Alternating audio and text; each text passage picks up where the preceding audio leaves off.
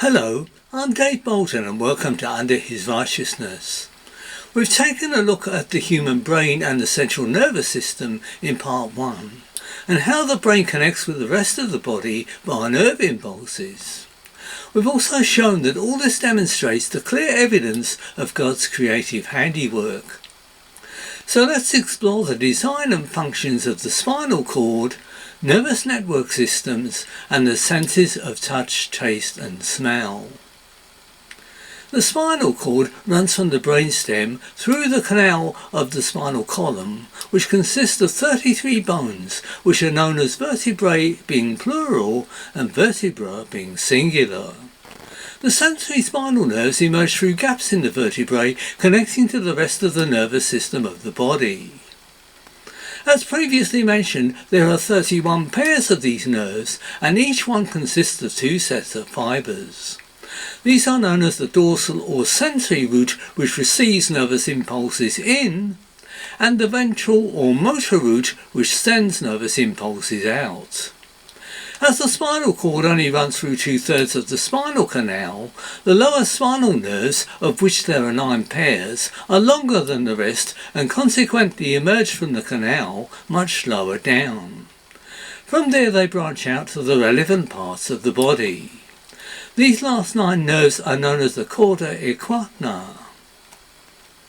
The spinal cord is protected by both the vertebrae jointed bones of the spinal column that surround it and a flexible disc pad between each vertebra which prevents any contact or friction between the vertebrae.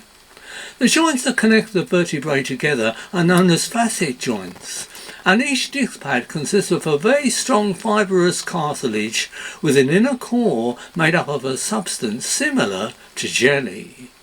They are known as intervertebral discs and also act as a cushion against shock and vibration when jumping or running or doing other physical activities.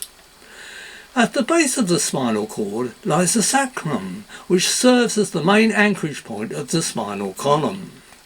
It consists of 5 fused vertebrae, and immediately below it is the coccyx, which consists of 4 small fused bones. Both the sacrum and the coccyx are load-bearing, and the coccyx functions as a stabilising support which assists in the actions of standing, walking and sitting. It is an amazing role that the spinal column plays in the knitting together of the human frame, and that in combination with the brain and the central nervous system, it is responsible for the expression, control and movement of the human body, and is in fact an amazing testimony to our Creator God, who made us in His image. We now come to the sense of touch. This involves the Afferent System, which is a network of nerve cells known as neurons. The fibres of neurons transport and direct nervous impulses which send sensory information from both the extremities and skeletal muscles of the human body through the spinal cord to the brain. Nerve receptors which are present in the surface of the skin are activated by touch, which produce nervous impulses. These are sent to the brain, which interprets them as sensations. There are 3 types of nerves in this system. Firstly, the sensory nerves, which only contain fibres of sensory neurons, which are known as dendrons. Secondly, the motor nerves, which only contain fibres of motor efferent neurons, known as axons. And thirdly, nerves that are a combination of both, known as mixed nerves. The nerve receptor which is present in the skin is known as Meissner's corpuscle. The meaning of the term afferent is to bring inward to a central location. And the system of nerve impulses, which include the neutral pathways from receptors and skeletal muscles, is specifically known as the somatic afferent system. The sense of touch also involves the efferent system, which is the network of nerve cells which function in the opposite direction to the afferent system and is divided into 3 different functions. The basic principle of transporting nerve impulses is similar, except that it is the activity of signals from the brain which induces every body function. It is the motor nerves, neuron axon fibres and the motor end plates that are involved in this process. Two of these functions are directly interrelated, and they are known as involuntary actions and reflex actions. These type of actions are related by the fact that they are controlled by the subconscious, that is the lower part of the brain, particularly the area known as the hypothalamus. The only difference is that involuntary actions such as the heartbeat, pulse beat, breathing and blinking of the eyes, for example, are automatic and are not usually noticed by the conscious mind. Out of these, however, some conscious control from the mind can override breathing and blinking functions for a limited amount of time. The term efferent means to send outward from a central location, and the system is specifically known as the somatic efferent system. Reflex actions are involuntary actions which we are immediately aware of. The term reflex is commonly referred to as being sudden and unexpected actions of skeletal muscles. Examples of this would include dropping a hot container, snatching the hand away from a heat source, and cramp, which causes sudden seizure of muscles in the arm or leg, for instance. The nervous impulses that causes these effects are transported along by what is known as the neutral pathway of the somatic efferent system. The effect is rather like a short circuit in the system, which is known as a reflex arc. With the exception of cranial reflexes, which involve a small area of the brain, thus causing a sneeze or choking, for example, all other reflexes are induced by the spinal cord. These are known as spinal reflexes. These involuntary reflex actions are clearly designed and built into our DNA as a defense mechanism in order to protect our bodies from harm, although cramp can be caused by overuse and strain of a muscle or caused by dehydration. Other instances of cramp can be due to low levels of calcium, magnesium and potassium. Voluntary actions are ones which are controlled by the conscious activity induced by the brain. These are actions that we consciously decide to perform and are always aware of. There are many examples, some of which are swallowing, sitting, standing, writing, walking, running, lifting, bending and kneeling, etc. These actions only involve the use of skeletal muscles which are driven by nervous impulses from the higher parts of the brain, in particular the cerebrum. Again, these nervous impulses are transported through the somatic efferent system. We now come to the senses of smell and taste. The nose is the organ which produces our sense of smell. Its two separate nostrils open into an area known as the nasal cavity. This has both a lining and hairs that are suspended from its roof. The lining is known as the mucous membrane and is so called because it produces a protective fluid called mucus. This helps to prevent dust and other foreign bodies from entering the respiratory system. The hairs are known as olfactory hairs or dendrites, which consist of sensory neurons which are known as olfactory cells. These hairs are the nerve receptors which send impulses to the brain, which in turn interprets them as sensations of smell. It is a scientific fact that the sense of smell greatly contributes to the sense of taste. The tongue is a muscular organ which produces our sense of taste. Its surface is covered by approximately 10,000 taste buds. However, there are a few on the palate of the mouth and at the back of the throat. Taste buds are situated around the pores of projections known as papilla being singular or papillae being plural. There are two types of papillae. Larger mushroom-shaped ones known as fungiform papillae cover the surface of the tongue mainly in the middle in small quantities at random.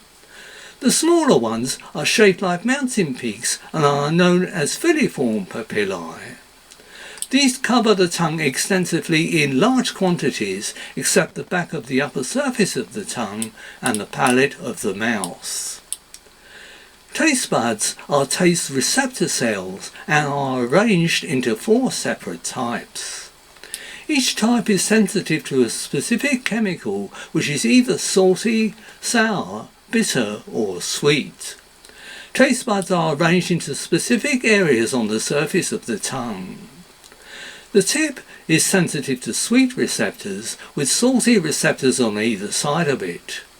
Behind them on each side lies a mixture of salt and sour receptors, and behind those lie more sour receptors. The bitter receptors extend across the back of the tongue. The combination of chemicals from food and drink activate the relevant taste buds, which send nerve impulses to the taste centres in the brain accordingly. When we consider the huge variety of fruits and vegetables, meat, wines and soft drinks, and all the different ways of cooking a tasty meal, God created everything necessary for us to eat and drink, not only to give us the energy that we need to sustain our bodies, but also so that we could experiment with flavours of different spices and seasoning in our cooking and simply enjoy having a meal together. In other words, God designed both our nose and tongue in such a way that we would experience pleasure in having a meal, as well as having the vital functions of these organs in constant operation. In Exodus chapter 16, the Bible describes something of the caring nature of God in his miraculous provision of food to the children of Israel while they were wandering in the desert for 40 years. Verses 13 and 14 say this: "So it was that quails came up at evening and covered the camp. And in the morning the dew lay all around the camp. And when the dew lifted, there on the surface of the wilderness was a small round substance, as fine as frost on the ground." The Bible describes what this food was like in verse 31, which says, "And the house of Israel called its name manna, and it was like white coriander seed, and the taste of it was like wafers made with honey." If you're wondering what the relevance of this is, I would just like to point out that this is an example of the Israelites' taste buds in operation. The spinal cord, nervous network systems and the senses of touch, taste and smell clearly demonstrate the finely tuned processes of the nerve impulses in the human body. Again, this is clear evidence that these systems are part of and interdependent within the human body as a whole and could not exist on their own.